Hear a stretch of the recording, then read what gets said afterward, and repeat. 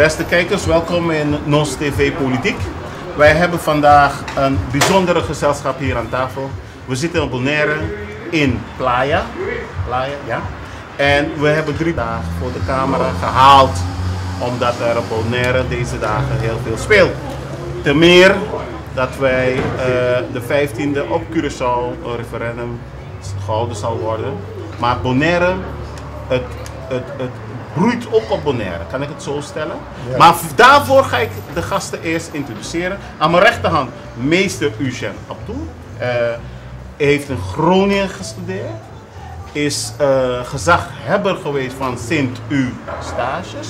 Heeft als Antilliaan op alle eilanden van de Nederlandse Antillen gewerkt. Een klein beetje op Aruba met raakvlakken vanuit een andere discipline. We hebben in het midden ingenieur Jopie Giskus. Heeft aan UNA gestudeerd en als ik het goed heb, was hij een van de eerste afgestudeerden toen het UNA werd vanuit de HTS. Goed, nou. En dan hebben we een theoloog, een bijzonder gezelschap, dat zei ik ook al. We hebben dan Ramiro Riches, theoloog, gestudeerd in Groningen ook, dus 2 Groningers en een voormalige, hoe heet het daar weer, waar UNA zit? Julianadorp? Nee, ja, Julianadorp, daar was het, ja. Een theoloog. Ik begin bij u als theoloog. Jullie hebben, protocolair begin ik dan bij de voorzitter, ex-minister Jopie Giskus. Ja. Jullie hebben een actiegroep in het leven geroepen. Correct. En hoe heet dat groep en waar staat het voor? Nou, Movimento Aworte Ora. Movimento Aworte Ora is een actiegroep, ja. Eigenlijk ook een pressiegroep, ja. Die speciaal opgericht is om het hele proces van de status, de nieuwe status waar Bonaire ingaat, te bewaken. Ja. Wij hebben een resolutie gehad waar de leden die erbij betrokken waren toen de tijd hebben gestemd dat zij veel problemen hebben met de manier waarop wij bezig zijn met de nieuwe status waar Bonaire ingaat. En dat wij dan eigenlijk deze hele status moeten bewaken. De actiegroep heet Aworte Ora. Aworte Ora. Waarom dat nou? Waarom? Omdat het nu het moment, Aworte Ora betekent nu is de tijd. Nu is het moment ja. Dat het volk betrokken moet zijn bij de ontwikkelingen voor de toekomst. Als het volk vandaag niet betrokken is, dan wordt een van de meest fundamentele rechten van het volk, die worden vertrapt, omdat het volk hetgene is die het recht heeft om, het zelfbeschikkingsrecht is van het volk, ja. Om zijn eigen toekomst te betalen. Ja, maar dan zullen de kijkers nou thuis alvast denken, en vooral de Bonaireanen die kijken, waarom nu en waarom niet eerder, waarom niet 3 jaar terug? Correct. Ik moet beginnen te zeggen dat wij hier een referendum hebben gehad in 2004, dacht ik. In 2004 hebben we een referendum gehad. Ja. In het referendum waren er een paar opties. Een van de opties was dan status quo, dus ja. De Nederlandse Antillen. Ja. De andere status was een associatie. Ja. Een andere status was integratie. En een andere status was dan een lasso directo. Als je dat even dus bekijkt, een directe band met Nederland. Als je dat even bekijkt, de 3 statussen die ik genoemd heb, associatie, autonome status en integratie, dat zijn allemaal gedefinieerde statussen. De lasso directo was een status dat niet gedefinieerd was. Ja. De politiek heeft gevraagd aan het volk om de lasso directo voor de lasso directo te stemmen. Ja. En daarna wordt de lasso directo ingevuld, waar dan in een eilandsverordening zelf overeengekomen is, en de eilandsraad unaniem heeft bepaald dat daarna de lasso directo teruggebracht zou worden naar het volk, zodat het volk in het referendum zou kunnen bepalen wat de werkelijke toekomst van het volk is, of dat is wat gewenst is, ja of nee. Je krijgt 2 dingen. De politiek heeft daarna een politieke campagne gestart, waarin ze het volk hebben misleid, dat als ze voor lasso directo kiezen, dat ze dan onderstand, dus AOW, op gelijk niveau als Nederland zullen krijgen.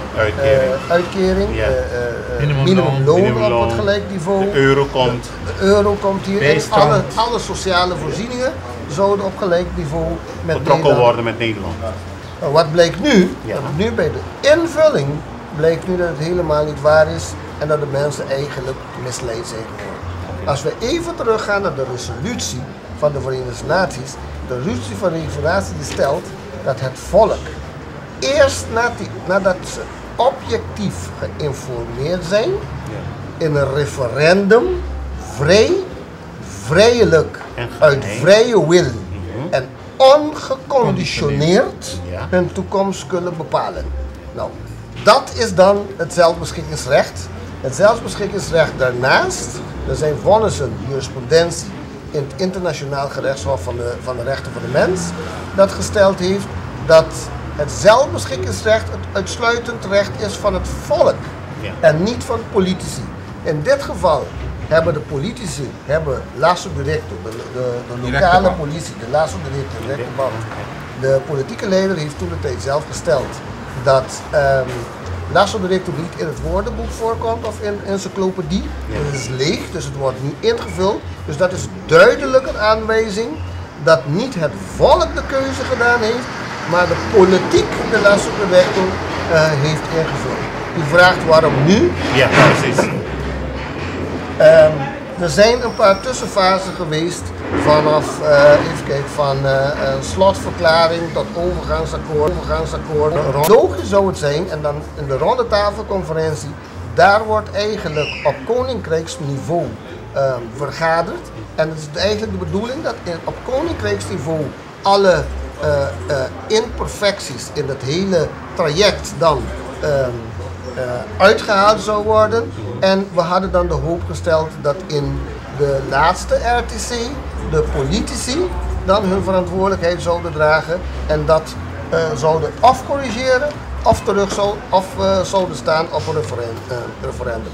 Dat is niet gebeurd, dus op dat moment pas wordt het voor ons belangrijk dat wij kunnen protesteren. Want daarvoor, als je ervoor protesteert, dat kan niet, omdat je altijd nog de mogelijkheid had dat het in de RTC, de rondetafelconferentie, gecorrigeerd zou worden. Het is nog niet gebeurd. Wat was de reden dat er geen referendum wordt gehouden op Bonaire?